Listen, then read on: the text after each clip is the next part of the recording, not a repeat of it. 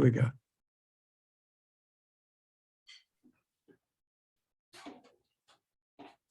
So good morning, good afternoon, good evening. Those of you who are watching this live, those of you who watch this on catch up, we're now 8 o'clock in the UK time, third presentation of the day in the International Marine Surveying Fest, second edition. Delighted to introduce you to Captain Yves Vandenborn, Standard Club Director, Loss Prevention, who's based out in Singapore. I've had the pleasure to get to know Yves quite well actually in the last couple of years. He's spoken at conferences for us out in Singapore, and this is actually a reprise of a presentation he gave to our audience in Singapore earlier this year. So without further ado, Yves, over to you and your presentation, key components of the good safety management system. Thank you, Mike, and good morning or good day to everyone listening in. Let me see if I can go through. Yes, this works. Okay. What I wanted to talk about this morning is really an overview of what we see from the club side when it comes to safety management systems. We all know what they should be, but what I want to stress in this presentation is what do we see as the reasons for claims when we do our analysis for the club's claims that we are getting, and what systems are in place to try and prevent these claims from happening. Now, I always like to start with some statistics and a case study. On an annual basis, from our side, we get about 2,000, 2,500 incidents giving rise to a claim against the club. That means that can be really small things, from a small little cargo claim. It can be up to a Maersk Honam type of mega claim.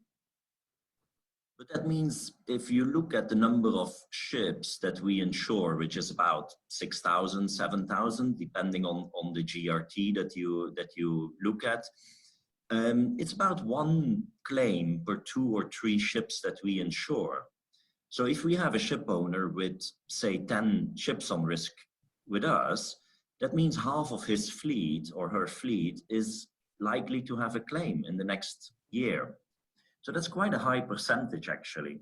But even then, all of these claims that are happening on ships that are certified with an SMS, that have passed their ISM. They all have certified watchkeepers on board that comply with the latest STCW requirements. So what is it that makes ships that are compliant still have claims? A little bit at an overview of the type of navigational claims that we are getting. This is not all of our claims. This is purely the navigational side. And out of that, we see the vast majority are groundings and collisions. It's not often that we have a capsizing or a main engine failure or a structural failure in claims that we see. So the vast majority is groundings and collisions, which really is human element related. It's really the watchkeeper that is usually at fault for this type of navigational claims. This is another overview where we try to look at policy year. We try to understand how these different types of claims, be it a collision or a grounding, if there is a trend, if there is anything that we can predict, but a bit difficult from this graph. There's nothing really that we can say, except that they tend to happen on a yearly basis and maybe a little bit more so in recent years. I have to say that when you look at navigational claims on a club's total perspective across all the type of claims that we get, they are quite a small percentage in number. But in value, they are really big. They tend to be the expensive ones. If you look at the personal injury or the illness claims, which is about 30% of the claims that we get, that's a lot in number, but a lot less in value. And similarly for the cargo claims, which is another 30% of our claims, that again, high in number, but not so much in value. These navigational claims are the expensive ones. Definitely, if you look at Costa Concordia, or there's many examples out there. Now we have seen, we've analyzed a lot of these claims that we have been having over the years. And what we do find in there is a lot of the groundings that we've had. When we analyze them, we see an over-reliance on actors. We see that people are not making proper use of the equipment that they have available to them. They tend to rely too much on the actors. They tend to not properly use the ARPA. They tend to forget about visual bearings. That seems to be prehistoric nowadays.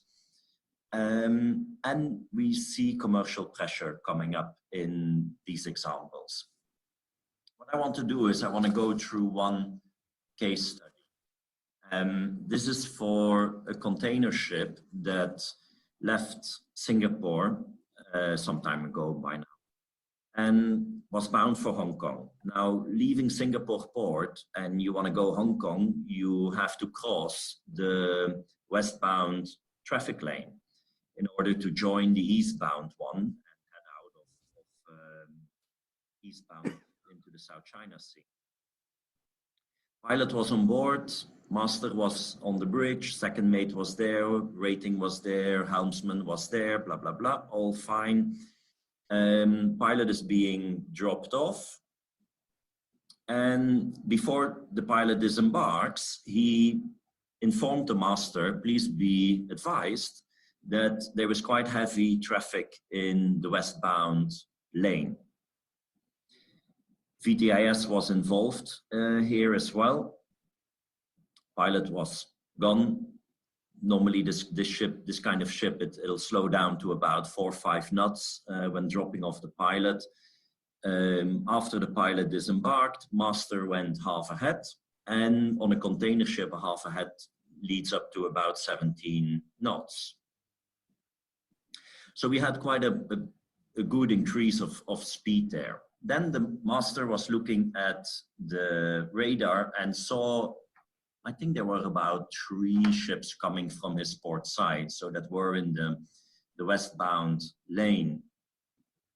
The VTIS informed one ship on his port bow. So this was a tanker that was westbound doing about 10 knots. The VTIS called up the tanker and asked to be mindful of the container ship, which was on that tanker's starboard bow. The master on the container ship, meanwhile, he had to decide, was he going to slow down and wait for the tanker to pass, or was he going to keep going ahead and pass ahead of that tanker? Keep in mind, there were quite a couple of other ships following the tanker in the westbound lane. So the master decided, no, I can go fast enough. I'm going to go ahead of this tanker. There were some, they tried to have some communication over VHF with each other, but really, for those that have sailed here in Singapore Straits, it's quite impossible to try and make out anything over VHF because it's this non-stop communication going on, and you have to listen to quite a few different channels. So they really didn't have anything in particular. At the last moment, the tanker went to port, which, as everyone knows, is always the worst thing you can do when you have a ship coming from your starboard side. The master on the container ship tried to go hard to starboard, but it was too late, and the tanker T-boned the container ship.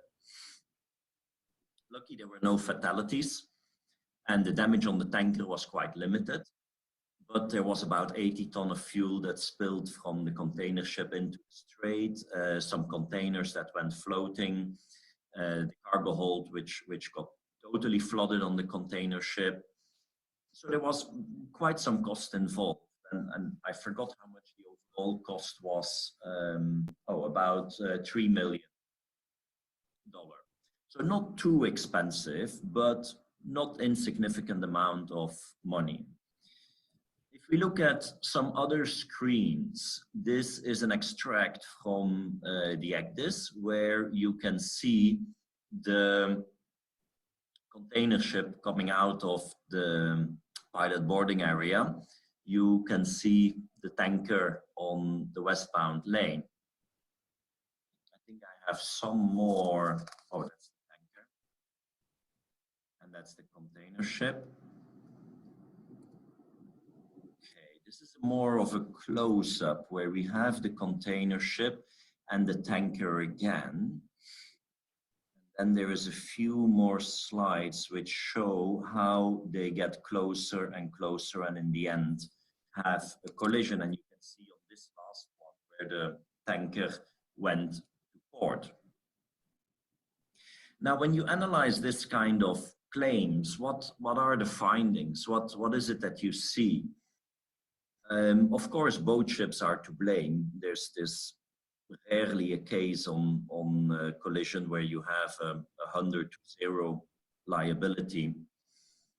But lack of situational awareness, lack of perception of risk on both sides. Both of the ships had fully certified personnel on board, no problem, but they did not properly act on the situation.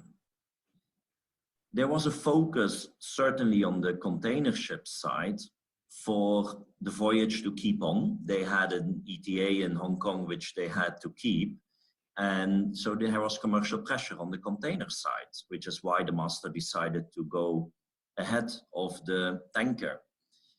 Now, one of the things that I see in this is the tanker. If we put ourselves in the tanker's shoes or ship, we have a watchkeeper there that sees a container ship on his starboard side. He tracks it on his ARPA. ARPA is telling you that the ship is doing 5 knots. How do you think that your CPA and your TCPA is going to be if you yourself are doing 10 and a ship on your starboard is doing 5? So likely on the ARPA of the tanker, the ship was going to pass astern. The container was going to pass astern of the tanker. When then the container ship was speeding up from 5 to 17 knots, the ARPA would not have immediately seen this. It would have taken quite some time for the ARPA to see the change in speed. And as a result of the change of speed, the change of CPA going from astern to ahead. So there was an error on over-reliance of the crew on the ARPA, because of if you would have taken a simple visual bearing of the container ship, you would have seen that instead of falling, that the bearing would have started moving ahead.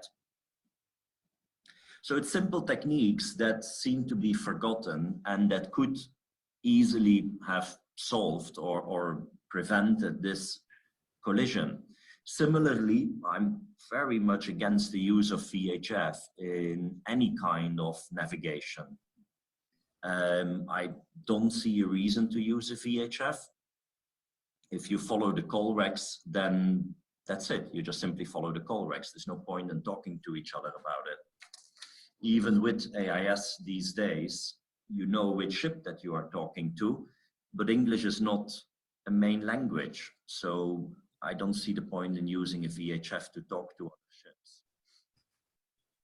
Now, this is not the only thing, of course. And when we look at other claims, we see similar. In general, what we find is that there is a reduction in navigational standards amongst watchkeepers these days.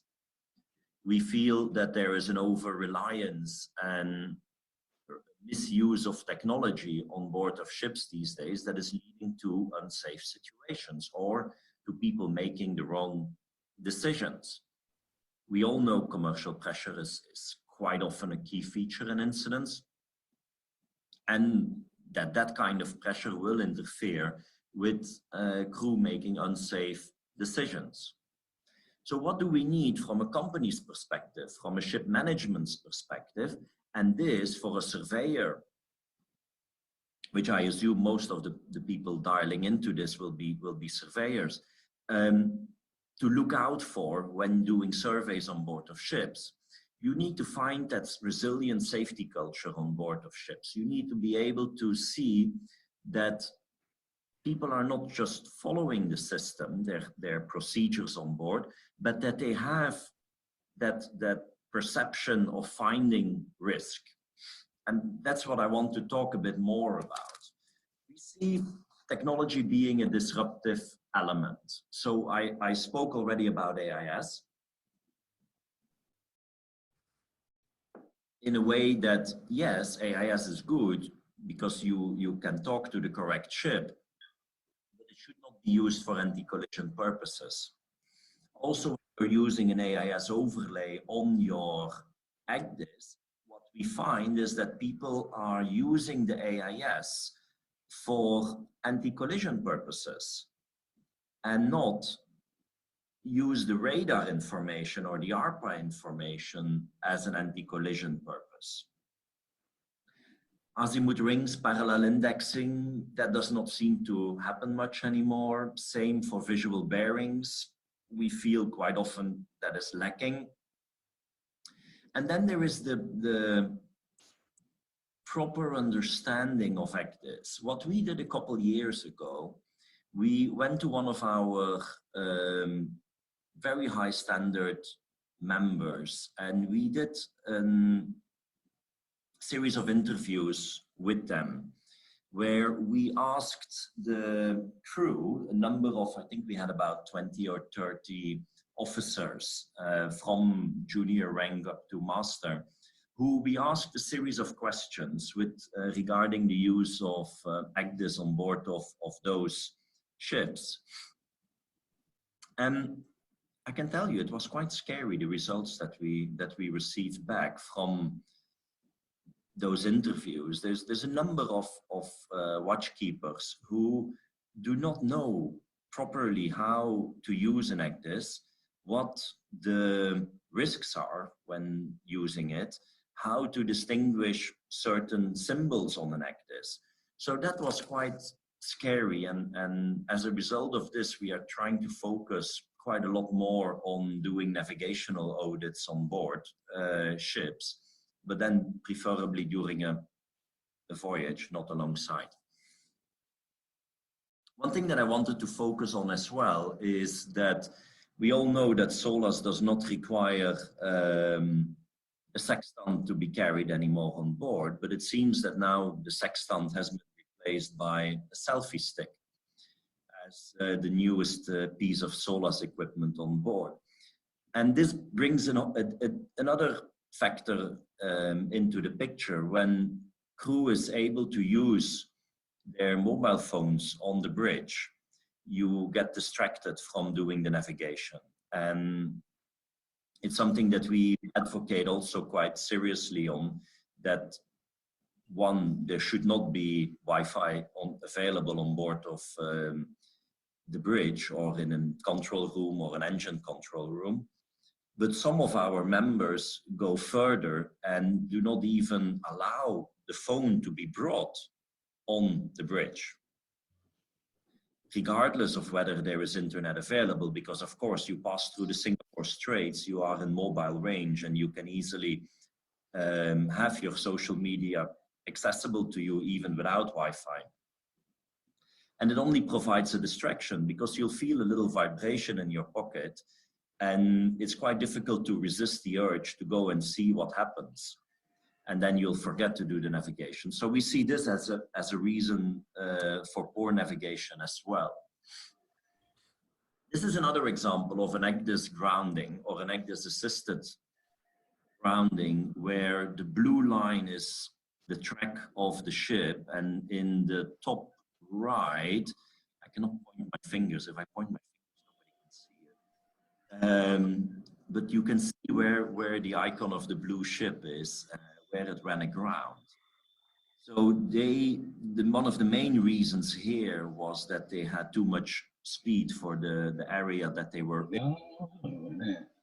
They overshot the first waypoint, made too much of a correction, and then overshot the second waypoint as well to go in between two atolls.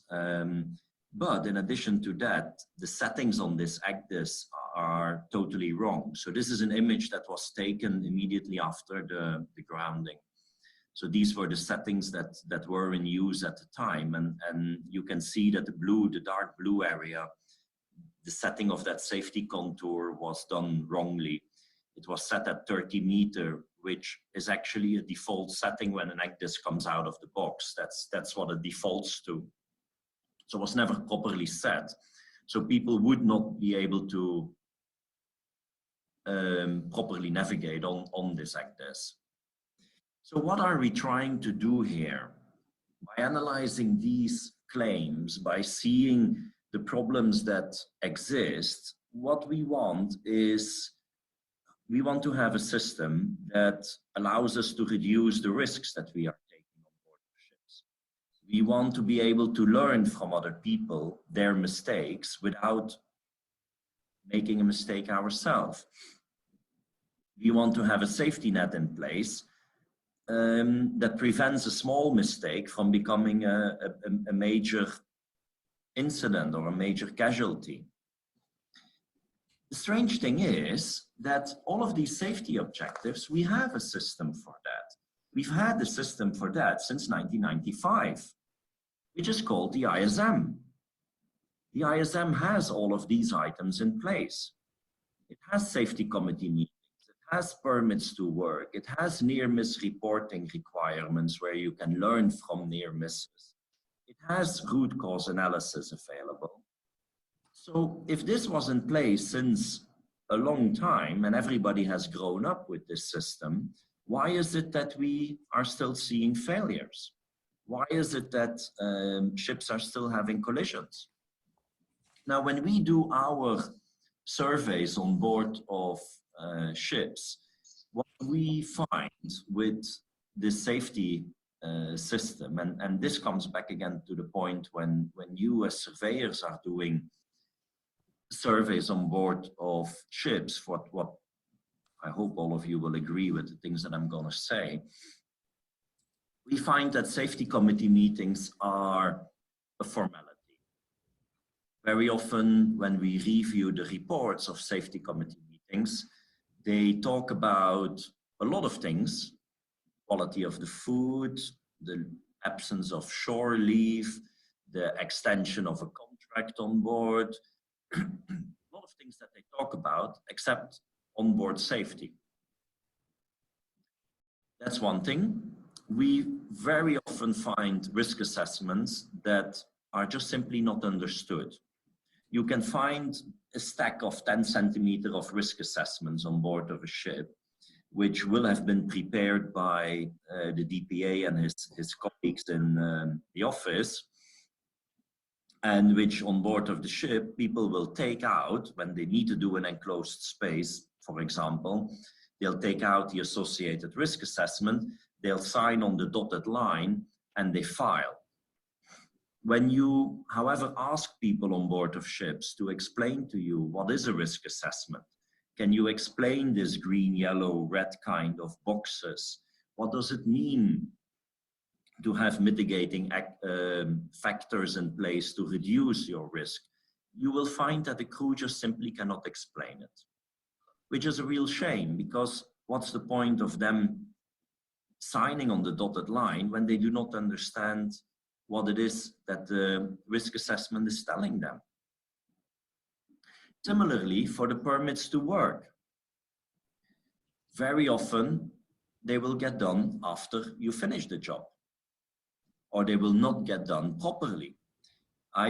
Long time ago, when I did a survey on a ship, I asked the maid to prepare the ballast tanks for inspection, and he said, okay, fine.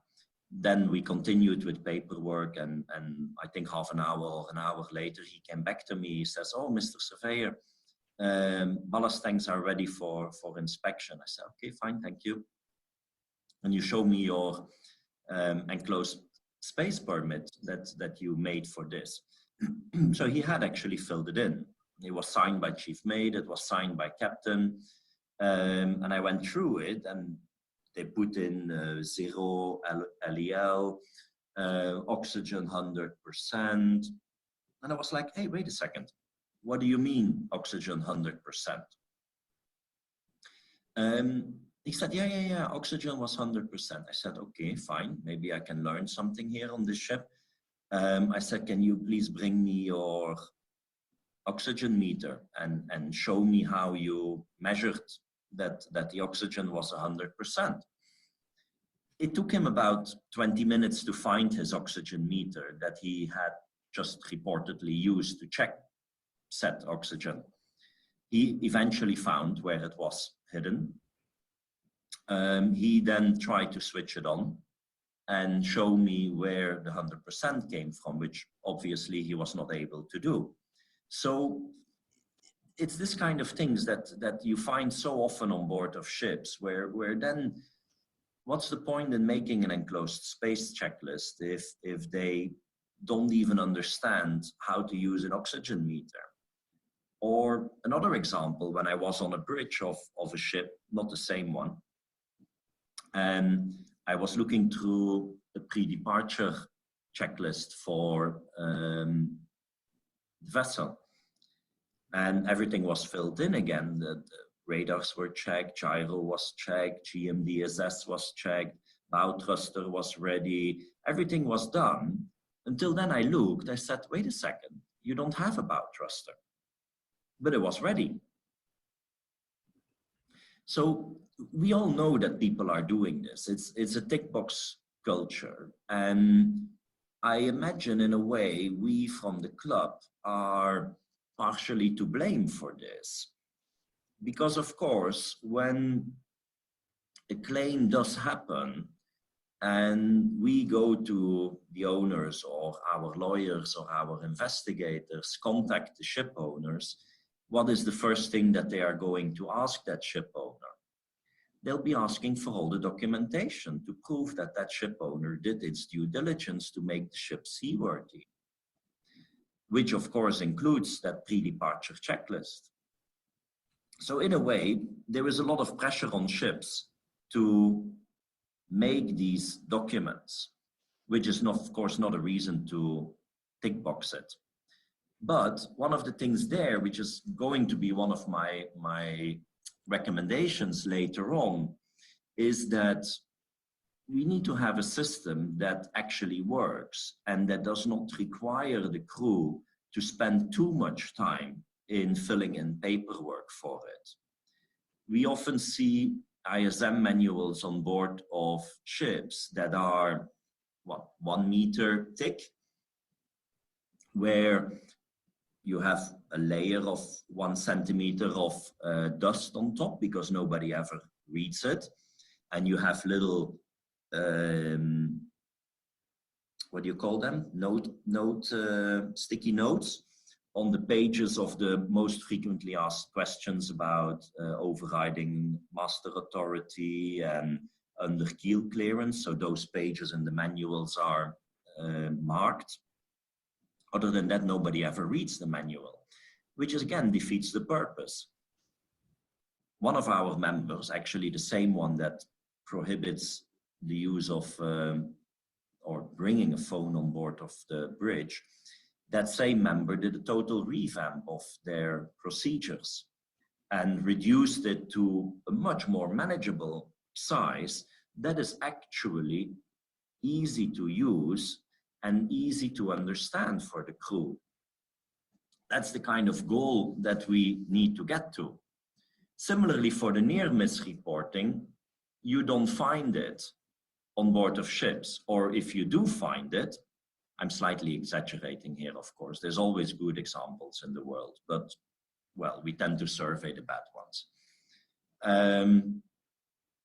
Near-miss reporting, once a week or once a month, the captain goes sit together with the chief mate and the chief engineer.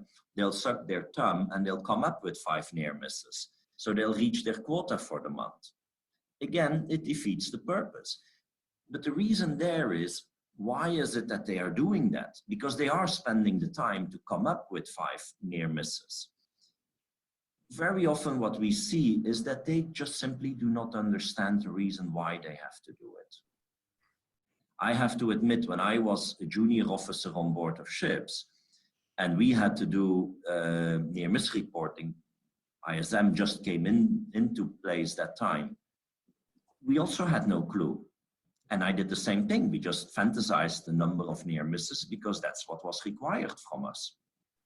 It's only afterwards that I understood what the reason is why I had to do these near misses and how they are being used. So that's another message out there. And even as a surveyor, what we very often do from the club side, when we are on board of ships, we don't just give observations.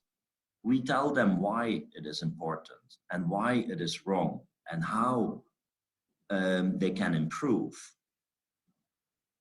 What else can I say about this? I don't want to talk about work rest hours. That's fake anyway. Good, let's see. Now, this is one item, the way that the ISM is being used. There are other reasons. People tend to forget that they are in a dangerous place. The longer you are on board of ships, the more you are used to the dangers around you, the more that you forget that they are dangerous. I often give the example of when I'm walking to the office here in Singapore, because I've been walking to that office for the last 10 years on a well, not daily basis because I travel a lot, but when I am here, my feet are on autopilot. I don't need to look where I go. I can automatically walk to the office. But meanwhile, I cross a couple of traffic lights. And sometimes I end up being at the lifts in our building here without realizing that I have reached the office. I totally forget my passage from the train station up to the door, which is a risk.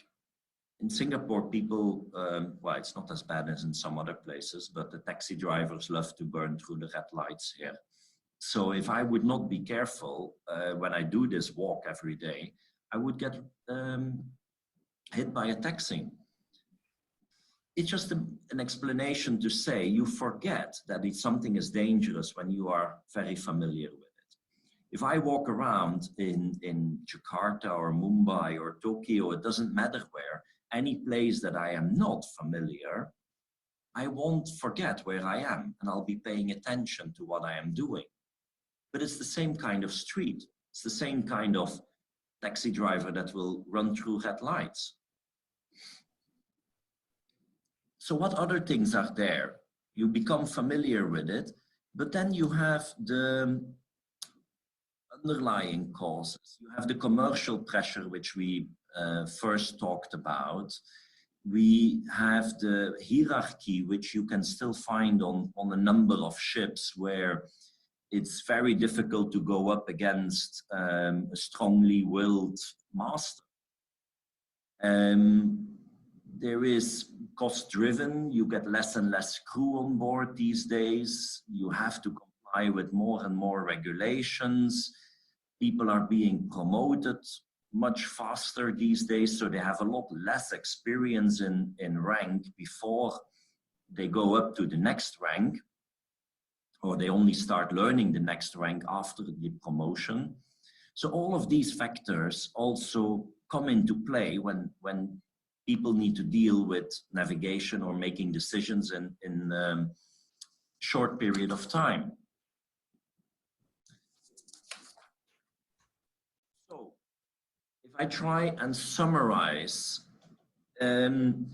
what we do need, we have ISM. ISM has been there for a long time, but it is not always effective. It is not always properly understood by the crew. My recommendations there is to really review these safety management systems, make them effective, make them easy to understand, make them easy to comply.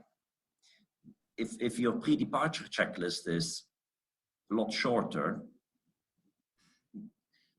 there's a balance there to be had. How much detail do you need to give your crew? If you have to give too much detail, then basically what it means is that your crew is not, does not have the necessary experience. A checklist is, after all, just a reminder of what the crew should already know how to do. Very often as well, what you need to see is a commitment from the top. Really that top-down approach. If your superintendent comes along when you are surveying a ship and the superintendent is walking around without a safety helmet or wearing his flip-flops instead of safety shoes, how does that pass on the message to the crew? Those are things that really need to come from above, and that commitment to safety needs to be there. And as well, what I said earlier, the ability to train, to mentor, to lead, when either you're doing a survey or if you are on the owner's side, when you go on board as an owner's representative, you make that clear distinction when you are going either to do an audit or you are going to train the people to explain things to them. I feel that is very important. Just in 1 minute, I want to talk about something within Standard Club that we have been doing for a long time. And we actually implemented this before ISM came into force. At the time, we called it minimum operating standards because we wanted all of the owners that we have on risk within the club to follow a minimum operating standard. So what we did at that time, and the model has evolved over time and grown, we now call it member risk reviews. We go to the member's office and we review their operational side. So we don't just review the ships by doing surveys, but we also review the office side. How are they dealing with the near misses? How are they doing the training of the crew? How are they explaining or putting the non-conformities into correct KPIs and analyzing it, and then changing the training as a result of these KPIs? So all of that and a lot more, we go and look at from the club side. We give our experience, our feedback to the ship owner, how they can then further improve the shoreside management. These are a few of the areas that we address as part of that member risk review. I'm not going to go into detail. And also, this is not an audit. Very often we get a question that people say, we are auditing their system. No, this is really just to try and understand their operation and provide feedback in where we feel that they can do better. And a few examples for the various areas of things that we are looking at when we do these reviews. Good. I think that's it, Mike, from my side. Yves, fascinating stuff, and you paint a pretty gloomy picture, if I'm honest. But I mean, that is the reality of what we're faced with. I've noted down a couple of questions I would like to raise. I'll invite anyone who's online, should they wish to ask any questions of Yves, obviously, then ask away. But does ISM need to change? I mean, is it time to completely overhaul ISM, and is that frankly likely to happen, is the first part of the question. The second part of the question is, we see in the super yacht sector, and let's face it, I'm talking mega yachts, I mean, those are small ships in their own right. We see mini ISM.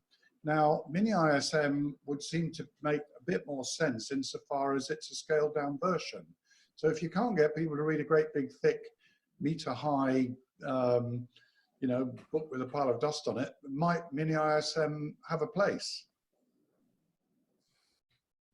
I don't think there's anything substantially wrong with ISM. I think what is wrong is the implementation of the code.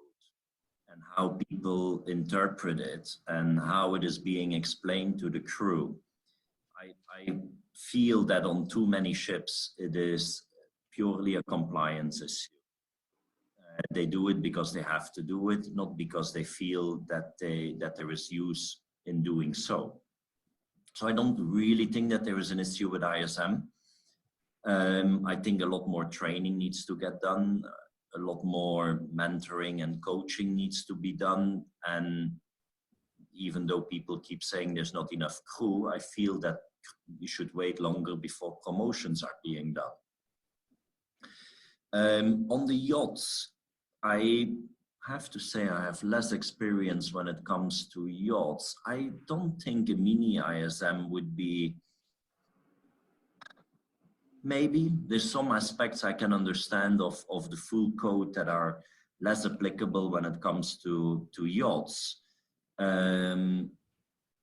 But even then, the ISM could be applicable to yachts, and you just make only what is required for or applicable to a yacht.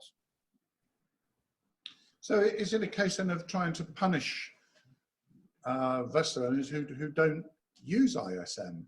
I mean, you could use this carrot and stick approach. So you reward those who do have good ISM hygiene on board, as it were, and you punish those who don't. Or is that just not practical? How would you punish them? I don't know. Just throwing it out there as a thought. I mean, it's a challenge, and it comes back to what we were talking about with misdeclared cargoes again, in a way. If people are doing that kind of stuff, which is causing ultimately worst case scenario loss of human life, which does happen, I mean, people have to pay the price for that, surely somewhere down the line. Or is it industry that pays the price? I think in a way it's the industry that does pay the price, because we are all mutuals and we share the cost of all these claims that are happening. In a way, an owner will get punished if they don't properly comply with ISM, because on one hand, either he's going to fail his ISM audits, or if he has a claim, he's going to get a higher premium to pay for it. So it is in their benefit to try and comply with the code in a proper way. Plus, when we do our surveys, we will give our recommendations as well to the owners, and they'll have to comply with those as well. Yeah, that's a fair point. I mean, the other point I just wanted to raise, it's more of an observation really than a direct question, but you touched rightly on social media and you know, the onslaught of social media. I was reading an accident report, I forget which one it was, but in the last couple of weeks, and the prime cause of the accident was that the watchkeeper on the bridge was watching videos on YouTube. You might have read that report. And you just wonder how on earth you can, A, get your mind around that when you're doing such a valuable role, and how on earth you prevent that happening. Yeah, I have another presentation on social media, which I can talk about. We are pushing quite a lot on this topic. I think a lot of the clubs are pushing on it, and really owners need to have proper policies in place for the use of social media. And one of them for me is really there should not be any internet available on the bridge or even just totally forbid bringing your phone on the bridge, because no matter what people are saying, all of us are human, and all of us will just simply say, oh, it's only going to take me a minute to quickly look at a message, and you're 5 minutes down the road. Yeah, I mean, if you look in the motoring world, I mean, I had a guy drive past me the other day, and he was, you know, texting on his phone whilst driving at 50, 60 miles an hour. And yeah, they just think, I mean, you're back to risk again, and all of that. I mean, the risk associated with performing that action, it's dangerous to yourself, but it's dangerous to the other road users around you. And it's not just talking on the phone, it's not just texting on a phone. I feel even if you are using a hands-free device to call while driving, it's not safe. Because your mind, even your hands are on the steer, on the steering wheel, your mind is on the phone call and not on the road. Yeah, no, valuable. Yves, thank you very much. I don't have any other questions for you on the chat, so people are too shy to come and talk to you. You've answered all their questions on ISM. It's always a pleasure to talk to you, Yves, and thank you very much for contributing today. Enjoy your leave, which I know you're heading off on, and hope to speak to you soon. No